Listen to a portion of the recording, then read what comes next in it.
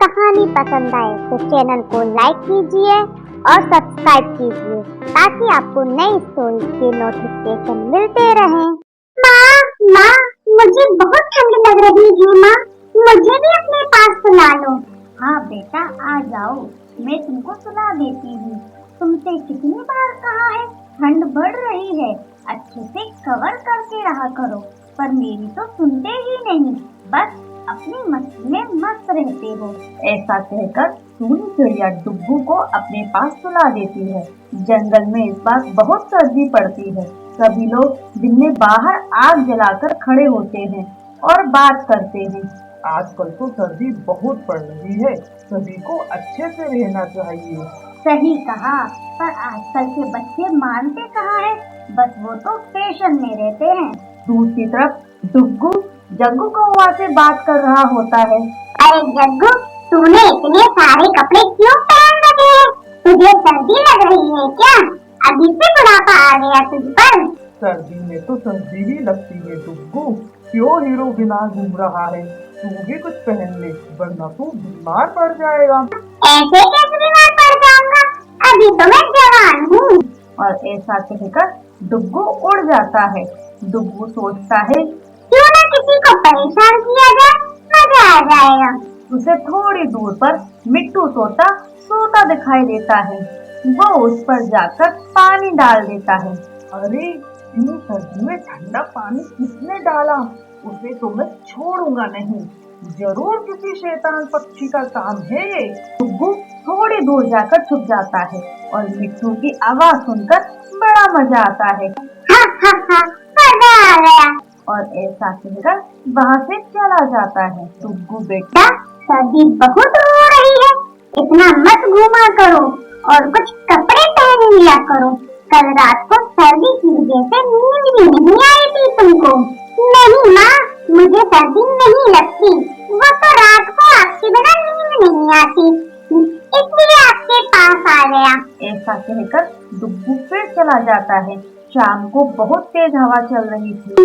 मस्त गगन में उड़ता फिरूं मैं आजाद पंछी, मस्त गगन में उड़ता फिरूं मैं आजाद पंछी। डुग्गू अपनी ही धुन में गाना गाता उड़ रहा था। तभी थोड़ी दूर पर उसे बुलबुल का घर मिलता है। वो सर्दी की वजह से अपने घर में कंबल में बैठी होती है। तभी डुग्गू बिल्ली की आवाज निकालता है। इतनी सर्दी में बिल्ली कहाँ से आ गई? कोई बात नहीं, अपने आप चली जाएगी। ये सोचकर वो अपनी ही जगह बैठी रहती है। फिर थोड़ी देर बाद डुग्गू घर का दरवाजा खटखटाता है। बुलबुल बाहर जाकर देखती है, कोई भी नहीं दिखाई देता। जरूर कोई शैतान पंछी होगा। ऐसा सोचकर अंदर आ जाती है। ये सब देखकर डुग्गू को बहुत मजा आता है। पर अब रात होने को आती है तो डुग्गू घर की तरफ जाता है। रास्ते में तेज हवा के साथ बारिश भी होने लगी थी, इसलिए डुग्गू थोड़ा थोड़ा भीग भी जाता है। कितनी बार कहा है, इतनी सर्दी पड़ रही है, कुछ पहन लो, पर तुम तो मेरी एक भी नहीं सुनते। अब इतनी बारिश में कहाँ से आ रहे हो, पूरा गीला हो गए। माँ, मैं तो यहीं पास में ही घूमने निकला था, मुझे क्या पता था कि बारिश हो जाएगी।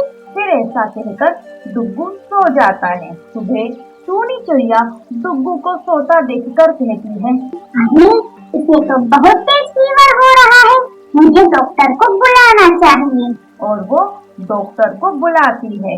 को वायरल हो गया है, सर्दी की वजह से कुछ दिनों तक इसे घर से बाहर मत जाने देना, और मैं इसे इंजेक्शन लगा देता हूँ। नहीं नहीं, मुझे इंजेक्शन नहीं लगवाना। जब इतने दिनों से मना कर रही थी तब तो सुना नहीं, अब क्या हुआ? अब तक और भी पक्षी घर आ जाते हैं। अब पता चला वो शैतान पक्षी कौन था, वो डुग्गू ही था। डुग्गू बेटा, बड़ों की बात ना मानने का नतीजा देख लिया। डुग्गू को अपने ऊपर बहुत पछतावा हो रहा था और सभी से माफी मांगकर सो जाता है। तो दोस्तों, सर्दी आ रही है तो सर्दी में बचकर रहें, अपने बड़ों की बात मानें और खुद को अच्छे से कवर करके रखें। ताकि आप बीमार ना पड़े। Thank you.